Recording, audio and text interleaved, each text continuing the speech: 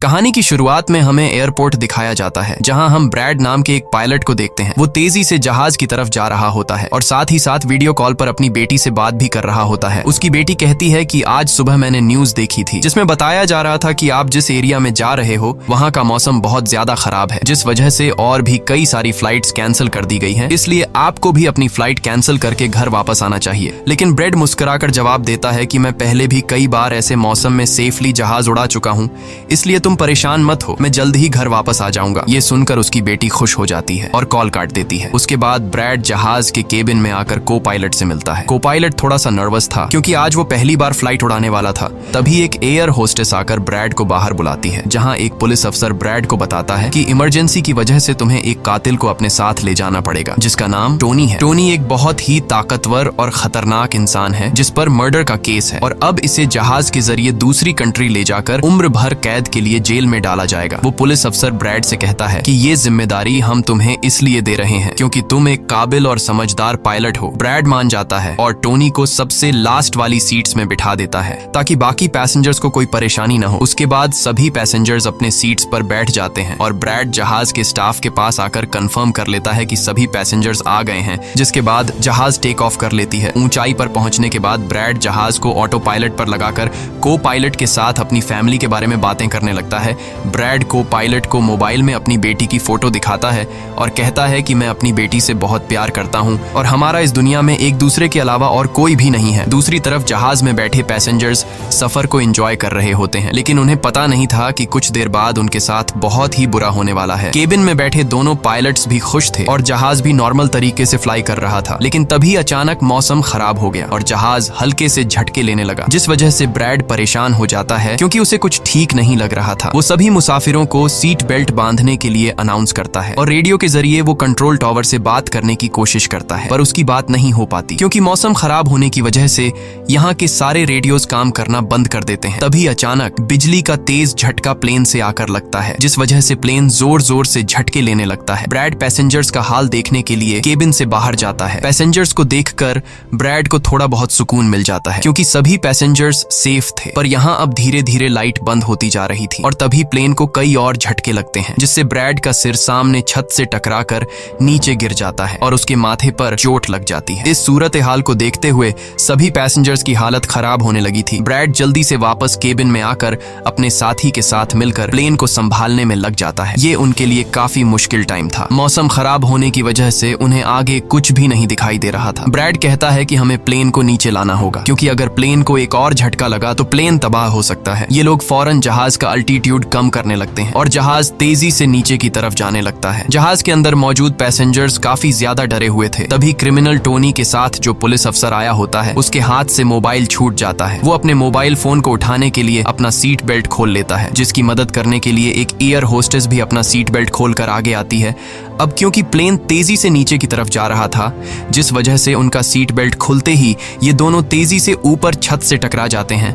ये दोनों इतनी तेजी से छत से टकराते हैं कि उनकी तुरंत मौत हो जाती है। इतने में जहाज काफी कम अल्टीट्यूड पर आ जाता है और किसी तरह करके ये दोनों पायलट जहाज को कंट्रोल कर लेते हैं। लेकिन अब जहाज में ज्यादा पावर नहीं बची होती, इसलिए ब्रैड जहाज को एयरपोर्ट तक नहीं पहुंचा सकता था, जिस वजह से ब्रैड जहाज को नीचे लाकर समंदर में क्रैश लैंड करने का सोचता है। लेकिन तभी ये दोनों कुछ दूर एक आइलैंड देख लेते हैं, जिसके बाद ब्रैड जहाज की डायरेक्शन आइलैंड की तरफ कर लेता है और आइलैंड पर लैंड करने का फैसला करता है। कई मुश्किलों के बाद ब्रैड इस आइलैंड पर मौजूद एक रोड पर फाइनली इमरजेंसी लैंड कर लेता है। लकीली इस इमरजेंसी लैंडिंग में सभी पैसेंजर्स सही सलामत होते हैं और किसी को भी चोट नहीं आती। तभी जहाज में पीछे शॉर्ट सर्किट होता है, जिससे देखकर ब्रैड खुश हो जाता है क्योंकि जहाज में अभी भी थोड़ी बहुत बिजली बची हुई थी। सभी पैसेंजर्स के जहाज से उतरने के बाद एक एयर होस्टेस कैप्टन ब्रैड को बताती है कि क्रिमिनल टोनी को ले जाने वाला पुलिस अफसर मारा गया है और एक एयर होस्टेस भी मारी गई है। ये सुनकर ब्रैड बहुत ज्यादा मायूस हो जाता है। दूसरी तरफ एयरलाइन कंपनी का मालिक देखता है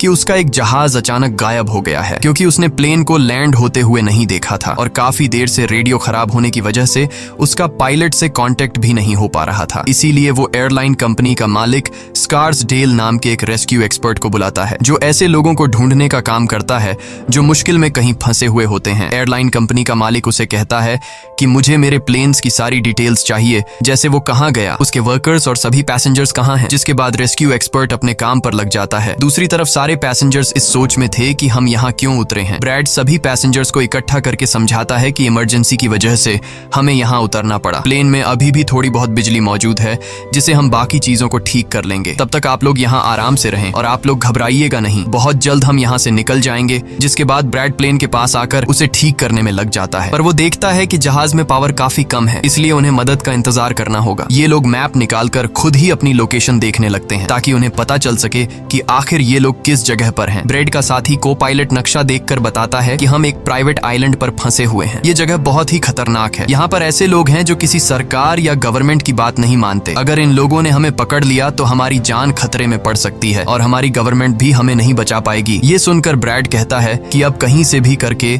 हमें अपनी रेस्क्यू टीम को यहाँ पर बुलाना ही होगा ताकि वो आकर हम सबको बचा ले, क्योंकि यही एक रास्ता है यहाँ से निकलने का। जिसके बाद ये दोनों मदद बुलाने के लिए रेडियो ठीक करने लगते हैं, लेकिन आसमानी बिजली के टकराने से रेडियो बिल्कुल खराब हो चुका था। अब ब्रैड सभी पैसेंजर्स के पास आकर उन्हें बताता है कि किसी खराबी की वजह से रेडियो काम नहीं कर रहा, लेकिन आप सब परेशान मत हो। ब्रैड उन्हें तसल्ली देता है कि हम आइलैंड के दूसरी साइड पर जाकर रेडियो को ढूंढेंगे और कंट्रोल टावर को अपनी लोकेशन बताकर रेस्क्यू टीम को यहाँ पर भेजने के लिए कहेंगे, जो आकर आप सब लोगों को बचा लेंगे। और यहाँ ब्रैड एक बहुत बड़ा कदम उठाता है। वो कहता है कि मेरे साथ टोनी जाएगा। ये कहकर वो टोनी की हथकड़ी खोल देता है। यहाँ ब्रैड जहाज के कोपायलट से कहता है कि तुम जहाज की पावर को रिपेयर करने के काम पर लग जाओ। मैं जल्द ही किसी भी कॉन्टैक्ट के जरिए रेस्क्यू टीम को यहाँ तक लाने की कोशिश करूंगा। जिसके बाद टोनी और ब्रैड रेडियो ढूंढने के लिए जंगल की तरफ निकल पड़ते हैं। रास्ते में टोनी ब्रैड को उस पर भरोसा करने के लिए थैंक्स कहता है। अब हम इस आइलैंड पर रहने वाले आतंकवादी ग्रुप को देखते हैं, जिनके पास एक आदमी दौड़ कर आता है और वो आदमी उस ग्रुप के लीडर को बताता है कि यहाँ आइलैंड पर एक प्लेन आकर रुका है इमरजेंसी की वजह से और उसके अंदर बहुत सारे लोग हैं जो अलग अलग कंट्रीज से हैं। ये सुनकर ग्रुप का लीडर उस आदमी को कुछ पैसे देता है और ग्रुप का लीडर अपनी टीम से तैयार होने को कहता है। आइलैंड के जंगल में ब्रैड और टोनी आगे बढ़ रहे होते हैं। टोनी ब्रैड से पूछता है कि तुमने मुझे आजाद क्यों किया और अब मुझे कहाँ लेकर जा रहे हो। तब ब्रैड उसे कहता है क्योंकि मैं तुम्हारी वजह से सबको खतरे में नहीं डाल सकता और यहाँ एक खतरनाक आतंकवादी ग्रुप है जिसका मेरे साथ मिलकर तुम्हें सामना करना है। तब टोनी ब्रैड से कहता है कि मैं एक मिलिट्री बैकग्राउंड से हूँ और मैं यूएस मिलिट्री में कई साल ड्यूटी कर चुका हूँ। कुछ ही देर में पीछे से टोनी की आवाज आनी बंद हो जाती है। जब ब्रैड पीछे मुड़कर देखता है तो टोनी वहाँ नहीं था। वो ब्रैड से अपनी जान छुड़ाकर भाग चुका था और अब ब्रैड अकेले ही जंगल में आगे निकल पड़ता है। जंगल में आगे बढ़ते हुए ब्रैड एक खाली पड़ी फैक्ट्री में जाता है जहाँ वो एक टेलीफोन को ढूंढ लेता है, लेकिन वो पुराने जमाने का टेलीफोन खराब पड़ा हुआ था। जिसके बाद ब्रैड साइड पर लगे उस टेलीफोन के तार जोड़ने लगता है और टेलीफोन काम करने लग जाता है। ब्रैड जल्दी से कंपनी के हेल्पलाइन पर कॉल करता है। ब्रैड हेल्पलाइन को अपनी लोकेशन और सब कुछ बता देता है, लेकिन लाइन में कोई गड़बड़ी होने की वजह से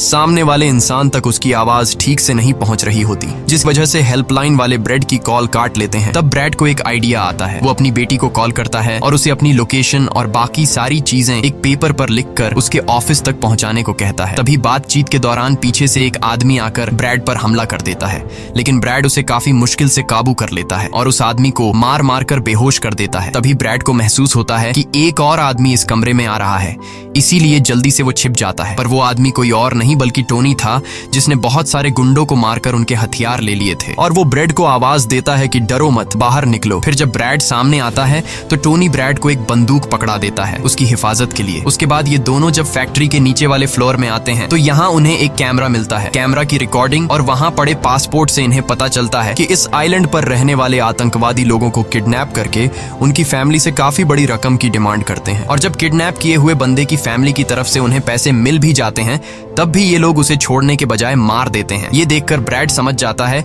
कि हमारे पैसेंजर्स भी खतरे में हैं। जिसके बाद ये दोनों बाहर निकलते हैं और सामने उन्हें एक गाड़ी दिखाई देती है। ये गाड़ी उस आतंकवादी की थी जो कुछ देर पहले ब्रैड के हाथों मारा गया। अब ये दोनों बाहर खड़ी गाड़ी में बैठ जाते हैं और अपने पैसेंजर्स की तरफ जाने लगते हैं। उधर सभी पैसेंजर्स ब्रैड के इंतजार में बैठे हुए होते हैं कि ब्रैड जल्द ही उनके लिए मदद लेकर आ जाएगा। तभी उन्हें किसी गाड़ी की आवाज आती है। गाड़ी की आवाज सुनकर ये लोग खुश हो जाते हैं और ये लोग समझते हैं कि ब्रैड उनके लिए रेस्क्यू टीम बुला लिया है। लेकिन ये रेस्क्यू टीम नहीं बल्कि इस आइलैंड पर रहने वाले आतंकवादी थे। वो लोग गोलियां चलाकर सभी पैसेंजर्स पैसेंजर्स को डराने लगते हैं। उन गोलियों की आवाज ब्रैड और टोनी ने भी सुन ली थी, जिसके बाद ये लोग कार की स्पीड बढ़ाकर जल्दी से प्लेन तक पहुंचने की कोशिश करते हैं। आतंकवादी ग्रुप का लीडर एयर होस्टेस से सभी यात्रियों की लिस्ट मांगता है। डर के मारे जल्दी से एयर होस्टेस उसे लिस्ट ला कर दे देती है। फिर गैंग का एक आदमी को पायलट से पूछता है कि तुम्हारा सीनियर पायलट कहां पर है, जिस पर को पायलट बताता है कि किसी काम से वो जंगल में गया था पर अभी तक वापस नहीं आया। तभी वहां पर ब्रैड और टोनी भी पहुंच जाते हैं, लेकिन ये दोनों चुपके से दूर से इन लोगों को देख रहे होते हैं। इसी दौरान एक औरत वहां से भागने की कोशिश करती है, पर वो लोग गोली चलाकर उसे मार देते हैं। ये देखकर ब्रैड उनकी मदद करने के लिए जाता है, पर टोनी उसे रोक लेता है और टोनी कहता है कि तुम शांत रहो, अभी जाना ठीक नहीं। गैंग का लीडर सभी पैसेंजर्स को एक बस में बैठा लेता है और गैंग का लीडर अपने 2 साथियों को वहीं छोड़कर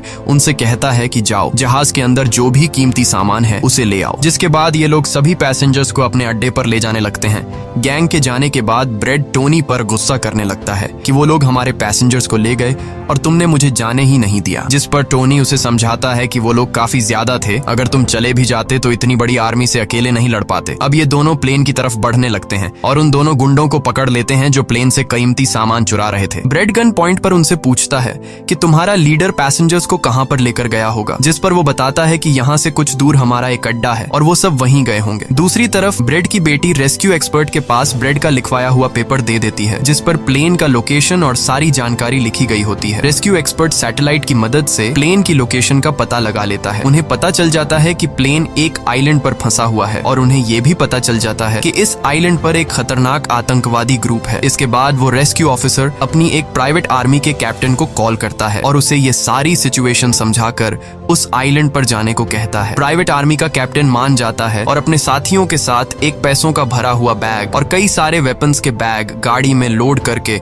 उस आइलैंड पर जाने के लिए रेडी हो जाते हैं। दूसरी तरफ ब्रेड देखता है कि उन आतंकवादियों के ले जाने से पहले जहाज के को पायलट ने जहाज का पावर सिस्टम रिपेयर कर लिया था और ब्रेड देखता है कि जहाज में पावर वापस आ गई है, जिसे देखकर वो बहुत खुश हो जाता है। अब ब्रेड आने वाले प्राइवेट आर्मी टीम के लिए अपनी यूनिफॉर्म पर एक मैसेज लिखकर छोड़ देता है और टोनी के साथ उस जगह पर निकल पड़ता है जहां गैंग वाले प्लेन के सभी पैसेंजर्स ले गए थे। जंगल के रास्ते से होते हुए ये दोनों उन आतंकवादियों के अड्डे पर पहुंच जाते हैं और ये दोनों गाड़ी से निकलकर चुपके से उस जगह में घुस जाते हैं जहां वो सारे गुंडे पैसेंजर्स को डराकर उनकी वीडियोस बना रहे थे ताकि ये वीडियोस इनकी फैमिली को भेजकर उनसे पैसे वसूल सकें। दूसरी तरफ रेस्क्यू एक्सपर्ट की तरफ से भेजी गई प्राइवेट टीम भी प्लेन के पास पहुंच जाती है, पर उन्हें वहां जब कोई नहीं मिलता तो टीम का लीडर प्लेन के अंदर जाकर चेक करता है जहां उन्हें 2 लोगों की लाशें मिलती हैं। ये वो 2 लोग थे जिन्हें गैंग के लीडर ने प्लेन में से सारा कीमती सामान चुराने का कहा था, लेकिन ब्रेड ने उन दोनों को मार दिया। प्राइवेट टीम के कैप्टन को ब्रेड का छोड़ा हुआ मैसेज भी मिलता है जो उस आतंकवादी गैंग के अड्डे तक आने का रास्ता था। आतंकवादियों के अड्डे पर टोनी और ब्रेड चुपके से उन पर नजर रखे हुए थे और जैसे ही उन्हें मौका मिलता है ये दोनों चुपके से पीछे से आकर 2 आतंकवादियों को मार देते